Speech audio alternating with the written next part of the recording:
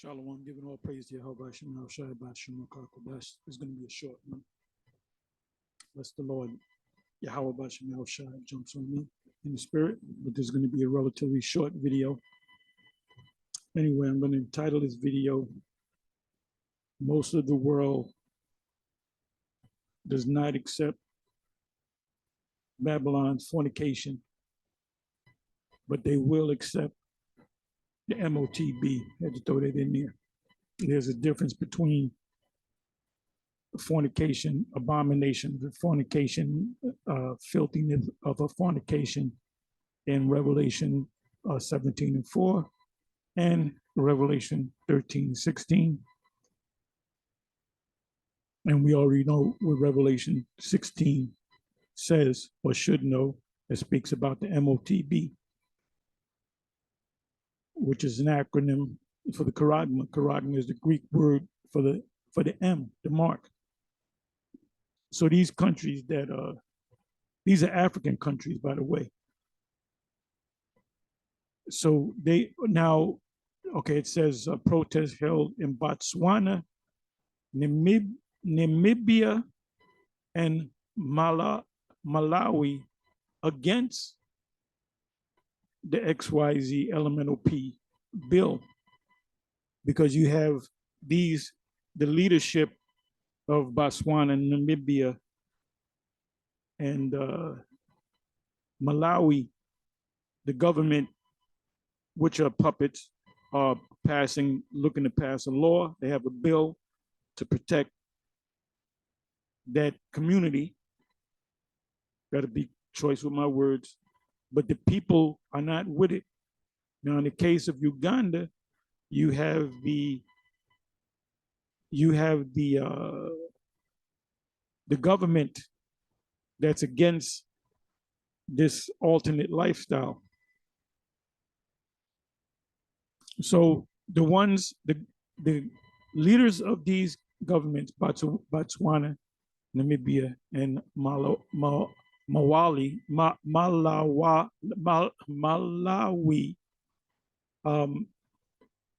like I said, the government is with it, meaning what? We know. See, you're going to know who's an insider by their actions. You're going to know by their actions. Not so much what they say, but what they do. But then they're saying it by passing a law. So you know they're getting their marching orders from Babylon the Great Hua. Going back to Kamala Harris going to the vice president of the U.S., going to Uganda, trying to push the agenda. And the leadership of Uganda was like, no, we ain't with that. So, lately, I got to find a video. So somebody finds it. I'm not looking for it, but you can put it in the link.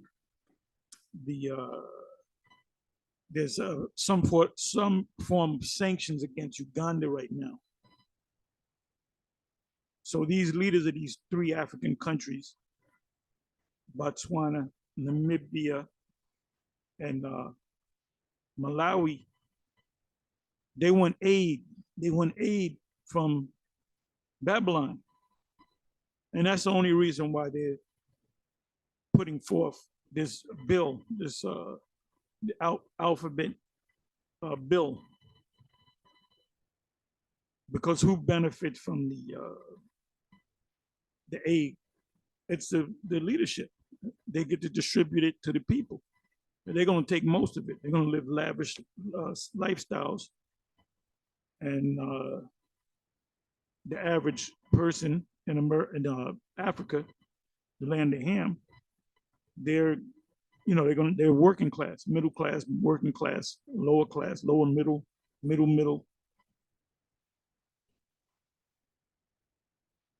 So there's a reason behind why they passed that law. So that's fornication. That's Revelation 17:4. Abomination and the filthiness of their fornication When you look them words up, and I did go into those words. I'm gonna go into it again to show you that there's a difference. Bear with me for a minute.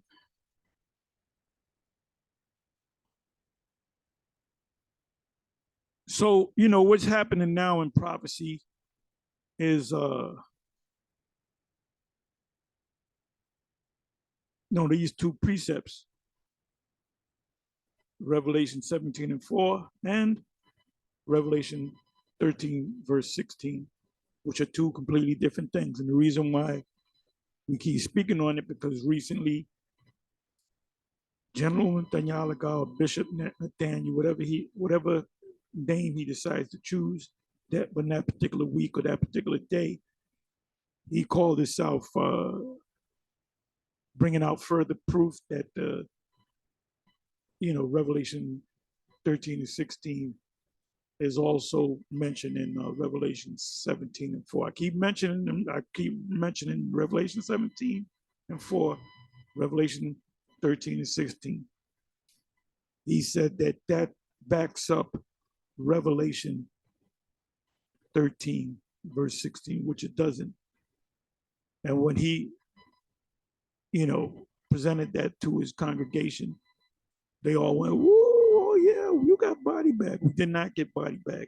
We did not get body bag at all. As a matter of fact, we laughed at it, and that just shows how desperate this guy is to find. Why do you have to keep bringing it up? Now you might say, well, why do you guys have to keep bringing it up? Because it's a prophecy. We got to keep bringing it up. So when it happens, people can't say, well, nobody ever came to me and explained it to me. We explain it all the time. We go into this subject to ad nauseum. Look that up.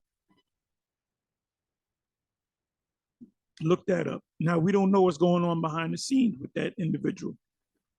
He did tell people to go ahead and take the yob. I'll say it that way. He said, take it if you have to. And if people are saying you're lying, you're putting words in the bishop's mouth, I got the video. So please come on here and say that I lied. And I'm gonna pull that video up. It's not even on YouTube. It's on my Odyssey page.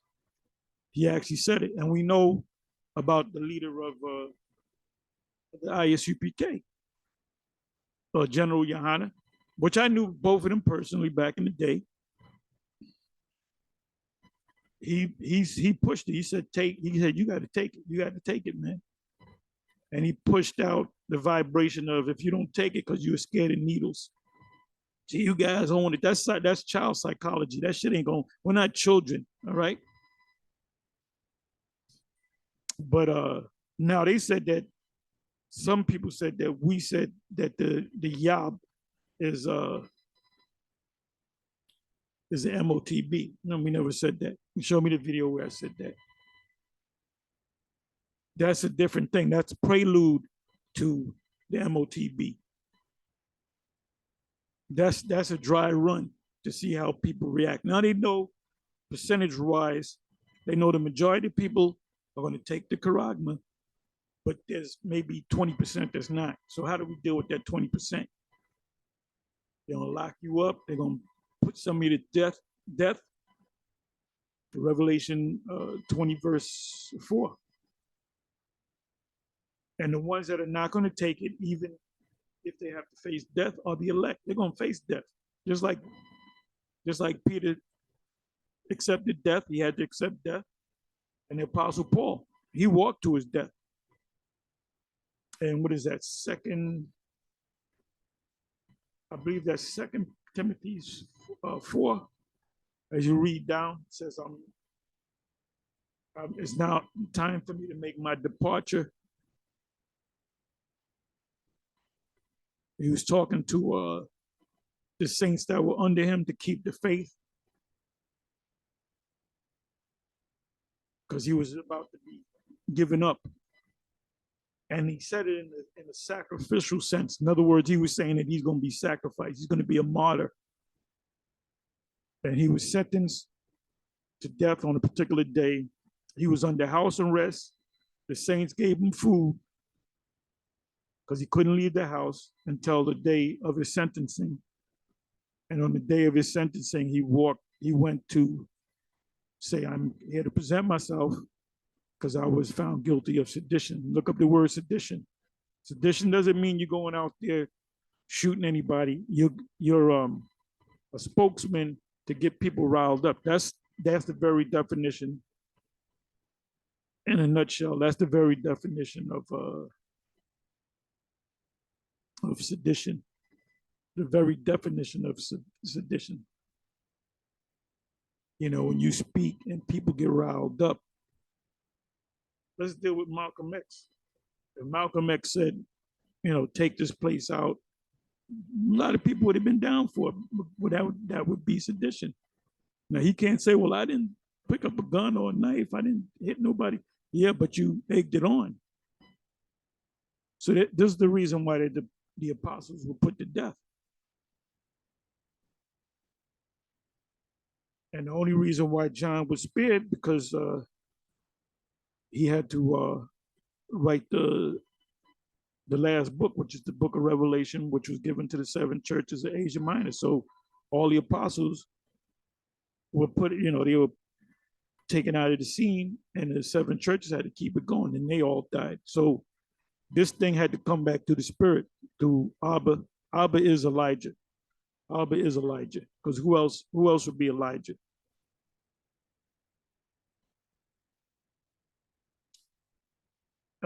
He came, you know, you go into the history, he came out of the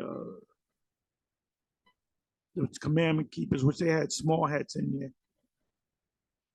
And you had Jakes that just dealt with the Old Testament, the Torah. And he broke off from that, and he went into the New Testament. So that's definitely John coming back. And John never fell out the truth. For you people out there to teach that, that's a foolish statement, unlearned statement. John, the Baptist, fell out the truth because he should have followed Yahushua. He did follow Yahushua.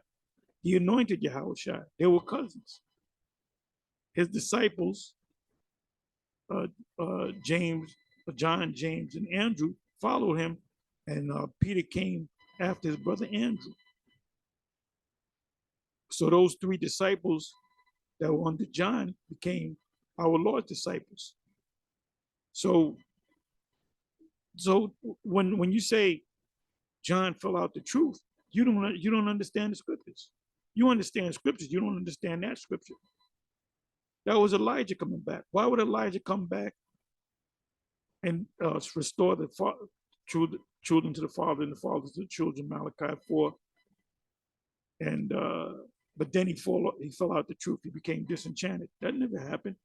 He got his head chopped off because he was only there to introduce our Lord. And he was waiting for the Lord when he was in prison for him to come. And he said, is this the one? Or should we look for another? Meaning what? Meaning he doubted whether that was the Messiah, because he knew that was the Messiah. That's why he said what he said. I'm not worthy to, you know, latch thy boot, thy shoes, thy sandals. He said, you should be baptized in me. Because he knew that was the Lord.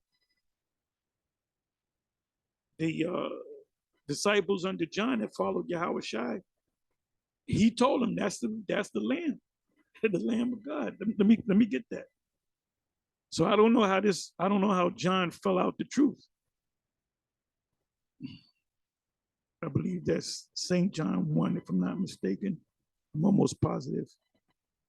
Okay, John, John 1.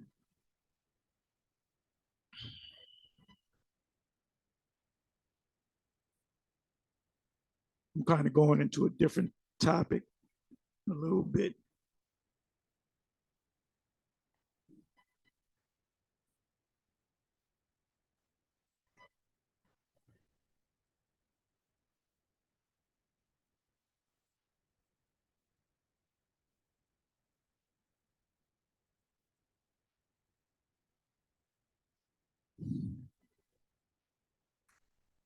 Give me a second. I got the precept.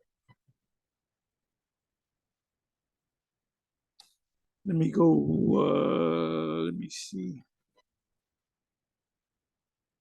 Oh, this is beautiful, man.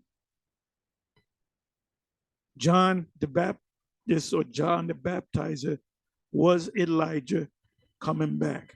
Reincarnation is biblical, or I would say a biblical concept. No, that's a Hindu East Indian. Yes, but it was from the East.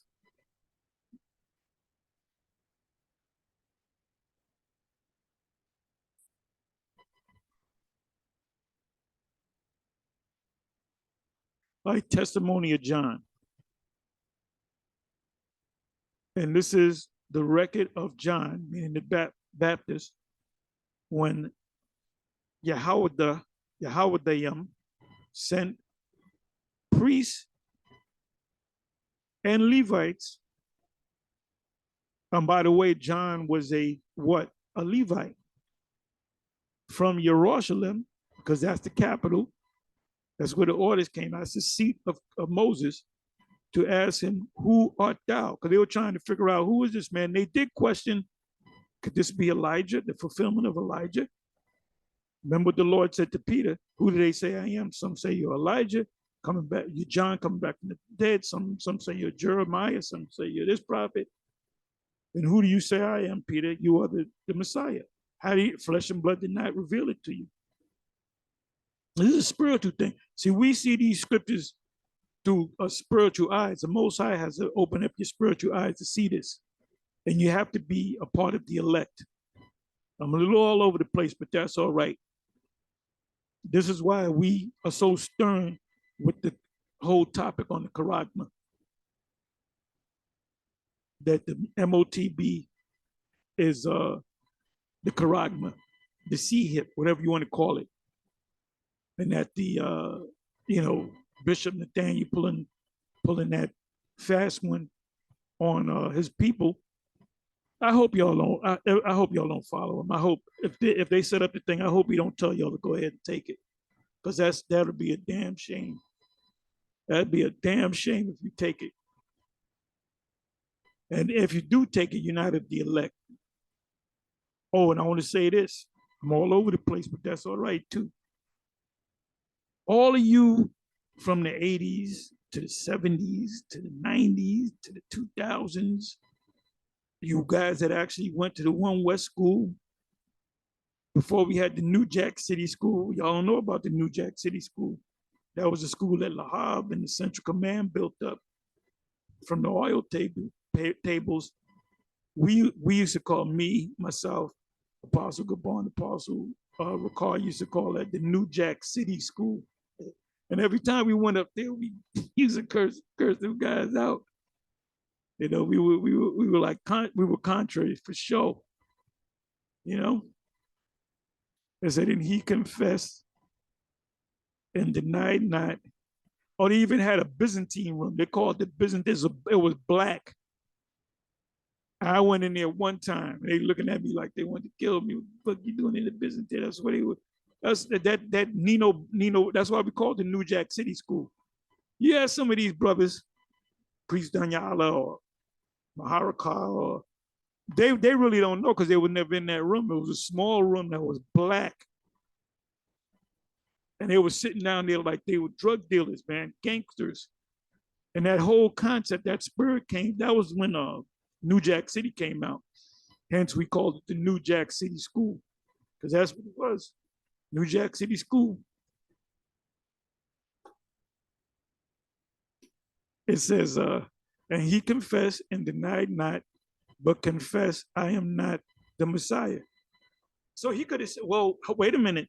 Didn't the Lord say there's going to be false messiahs? Well, John, one of the elect, the righteous men, when the Lord called among prophets, there's no greater than John. He said it after he died.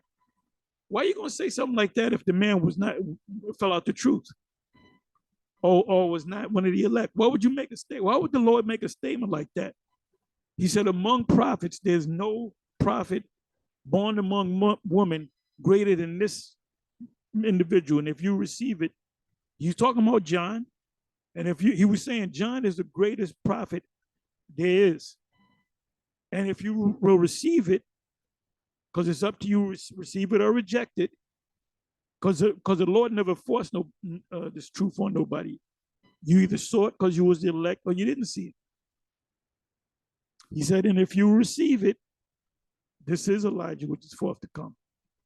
That was in St. John, Matthew 11, also in Matthew 17. They brought it back up again, and he explained it again. And that's when they took it. They were hard-headed at that time.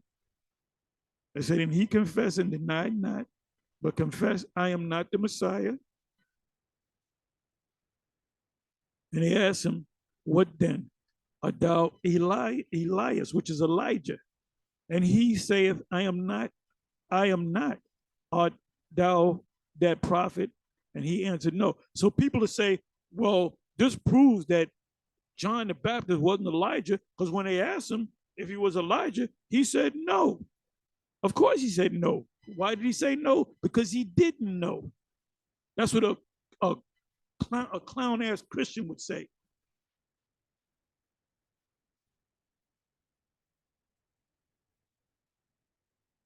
Then said they unto him, who art thou? That we may give an answer to them that sent. Now, who asked them these questions? Those priests and Levites. Why were they asking them? Because they were saying, who's this guy? He might be Elijah. He might be the fulfillment of Elijah or one of the prophets. Because the elite that sat in Moses' seat, they understood reincarnation. They understood that your spirit came back another. They understood that very well. I said, then said they unto him, who art thou? That we may give an answer to them that sent us, the heads over them. What sayest thou of thyself? He said, I am the voice of one crying in the wilderness. And that's a fulfillment of Isaiah. What was the fulfillment of Isaiah? Let me do this. Let me do this. Because I'm going into another subject. This is for you newer cats out there, and some of you brothers have been in this thing. I am the voice of one crying in the wilderness. Let me put in crying in the wilderness.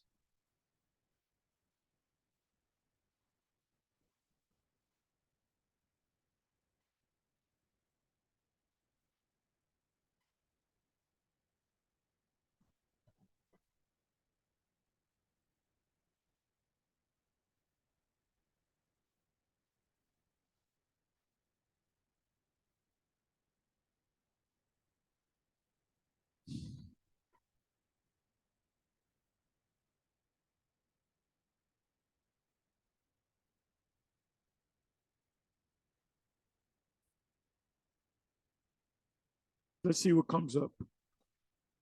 Let's see if Isaiah comes up. Okay, Isaiah doesn't come up. Let me do it this way.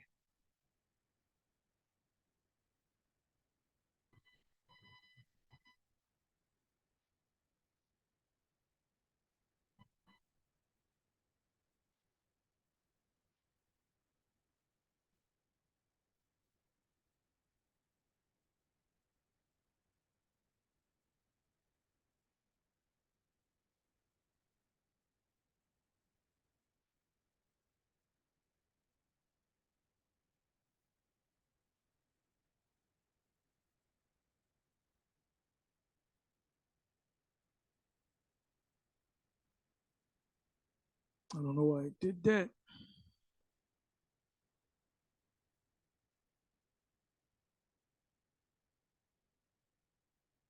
Let's do it this way. Let's see what happens.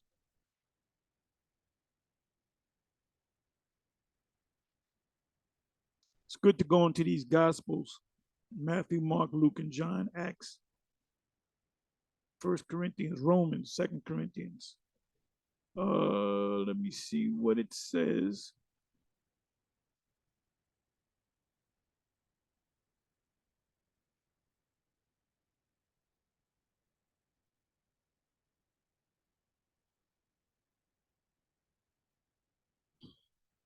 I just want to see what they say.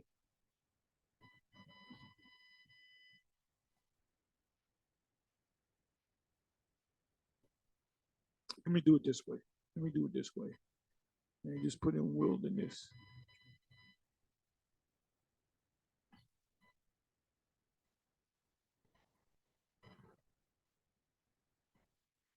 Let me just put in wilderness.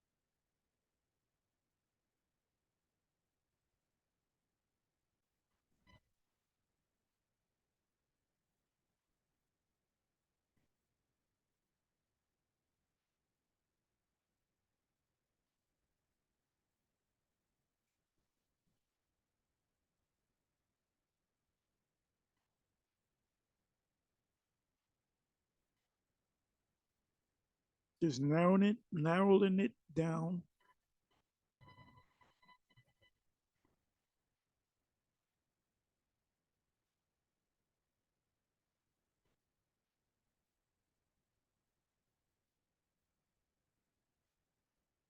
Let me do it this way.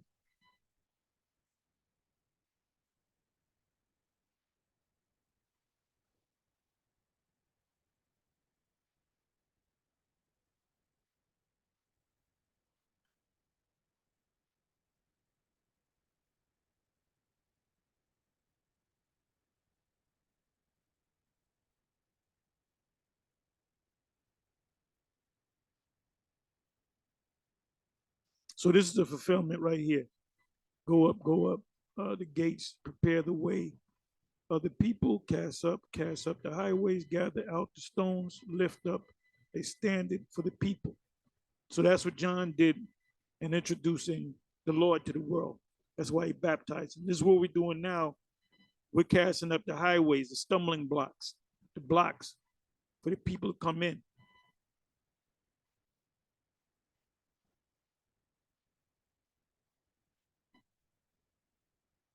Let me just do this here.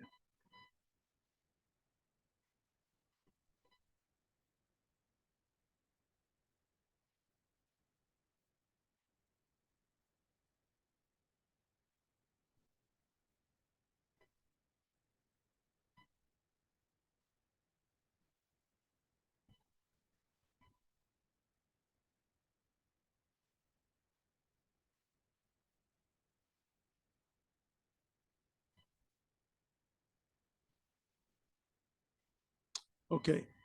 I thought it was Isaiah 43. It was Isaiah 40, verse 3. My bad. So this is what it say, Isaiah 40, verse 3.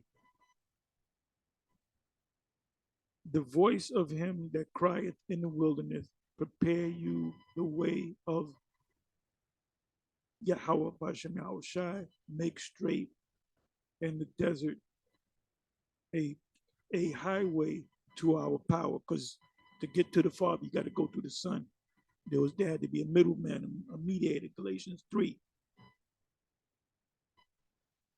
So now this is what I wanted. So I got the precept. This is what I want to do now. I want to go to this precept just to see what the scholars say.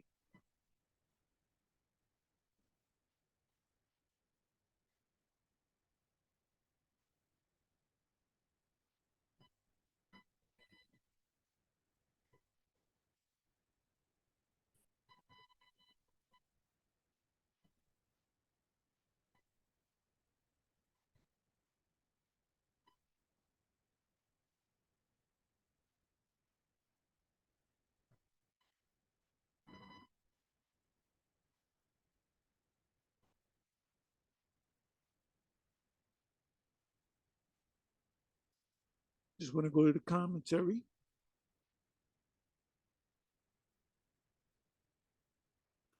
I'm just trying to see if there's a reference to that takes you back to John.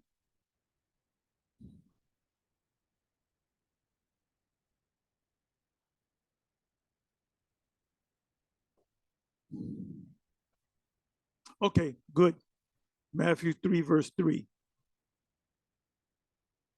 They asked him, who are you then? He said, for this is he that have spoken of by the prophet Isaiah, saying, the voice of one crying in the wilderness, prepare you the way of the Lord. So Isaiah 40, verse 3, when was that fulfilled? When John came on the scene. So how could John have fallen out the truth? He didn't fall out the truth. He did what he was supposed to do, and he was taken out of the way for the Lord to step in. So I just did that. I had to come back. That's a little lesson on pretty much how reincarnation works, and also that he never fell out the truth. He did exactly what he was supposed to do. So anyway, let me come back over here to. So, like I said, you got certain African governmental leaders, presidents, prime ministers, whatever you want to call them, that are passing laws to say is we're protecting these people. But the people, the masses are saying, no, we ain't with that. It says we say no to that. And that's the fulfillment of that is the golden cup full of abomination, filthiness of a fornication, which is that alternate lifestyle. So we're coming back to that topic. Now let me come over here.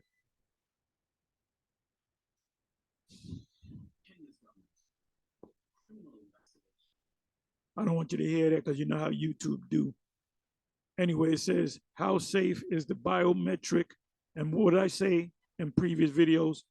Bio meaning the body, meaning a human body. This would be a bio.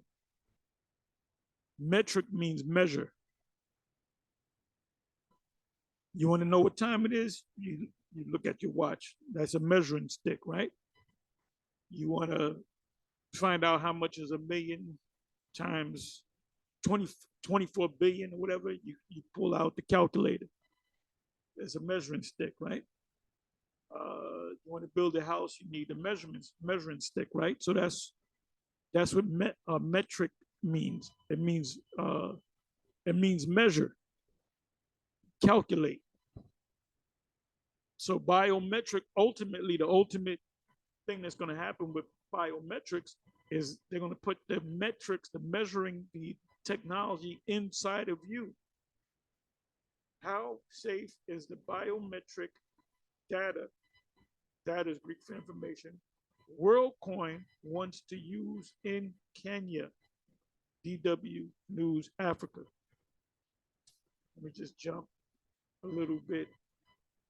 Kenya shuts down crypto eye scan project. Yeah, they shut it down, but they're going to eventually push the Karagma. I'm trying to get over here. Let me do this. Then I'm going to close.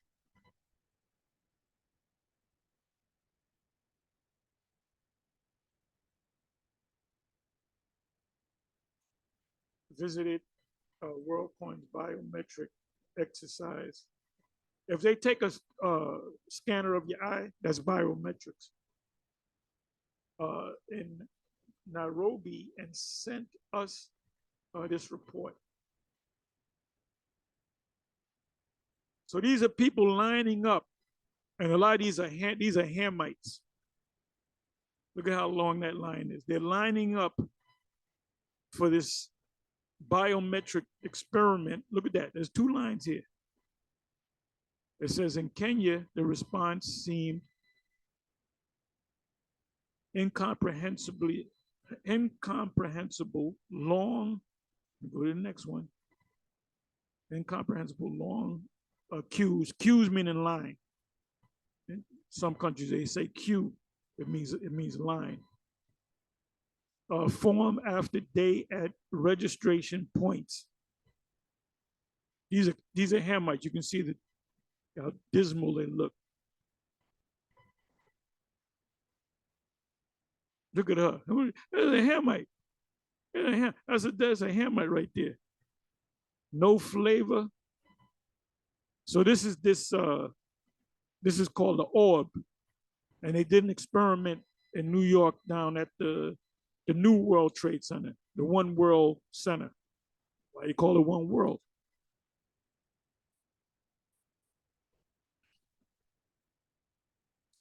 Thousands waited to have their iris, their eyes, scanned a way to authenticate. Ultimately, it's going to be the chip in the hand.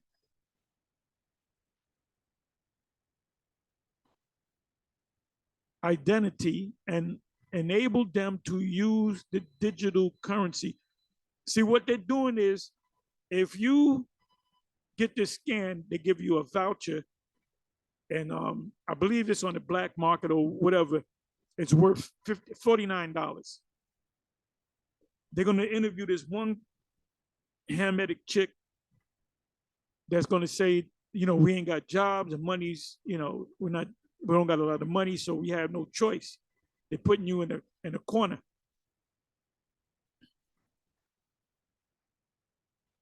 See, and they don't know because they're not the people of the Most High. And IUIC even has enough sense not to go around them because they're not. You can clearly see that these are Hamites. Look at this guy. That's a Hamite. He got a little Jake flavor going, but look at them eyes. They look like zombies, man. It says digital currency. I have some confidence and some, give me a second,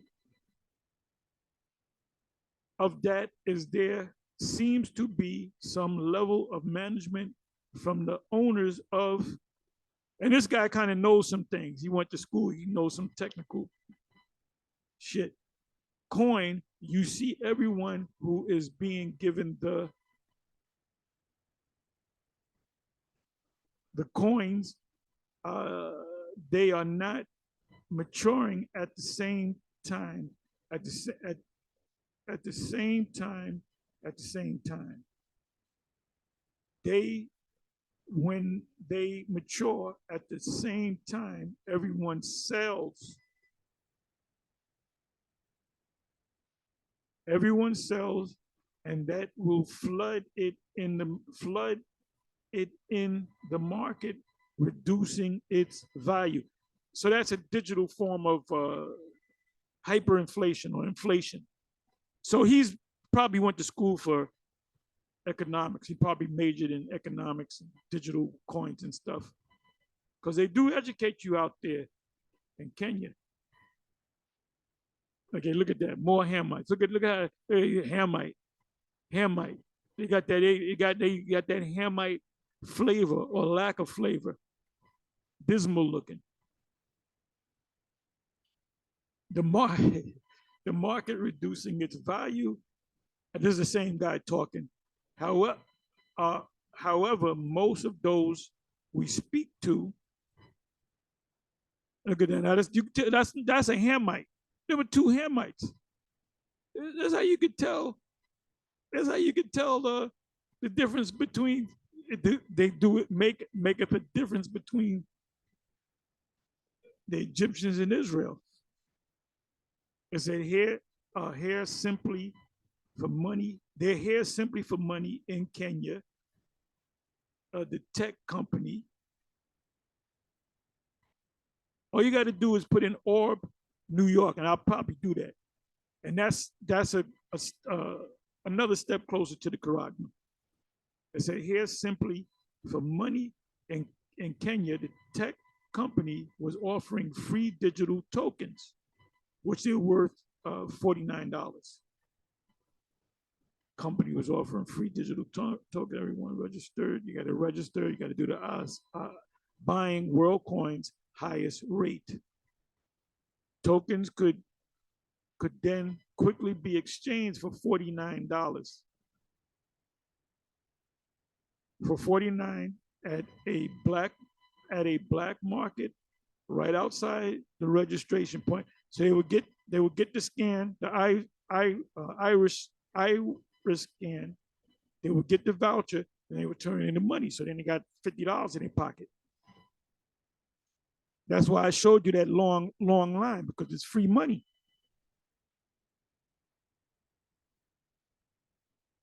Okay, let me see. Okay, this look at that. That's a Hamite. That's a Hamite. That's a Hamite. Tell me that's not a Hamite. It says a saving grace for many. There's no money that's the first thing. There's no work. We don't have no money. There's no job. The jobs are not out here like they're supposed to be. So they're living day to day. So here comes somebody saying, all you got to do is register and we'll give you $50.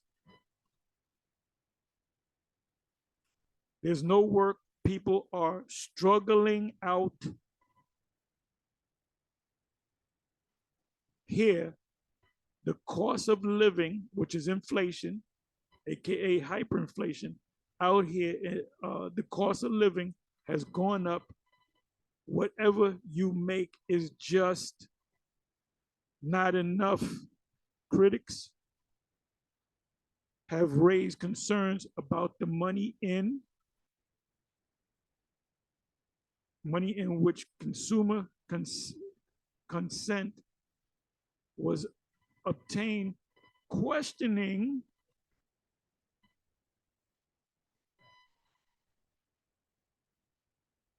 whether it bordered on inducement, sort of like forcing you into this, something WorldCoin.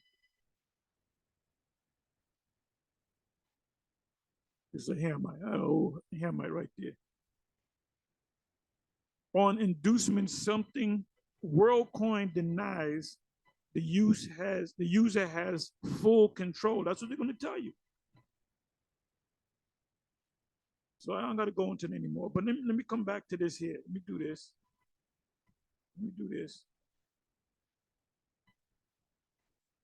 Look at that line. Look at that line. That's called a QR code. And that's the symbol for WorldCoin. Also known as the orb, where they scan your eye. Learn more about WorldCoin and your data custody options. And this is a QR code, quick response code. So the next step is to put it in your hand, and they're gonna do the same thing. They're gonna make it where there's hardly any jobs, and your money's not gonna buy too much. And they're gonna say, if you get the charagma, then life will be that much easier for you. So they put people in desperate situations. That's why I said you cannot buy or sell. They're gonna do away with the paper dollar. Anyway, that's it. On to the next one. Shalom.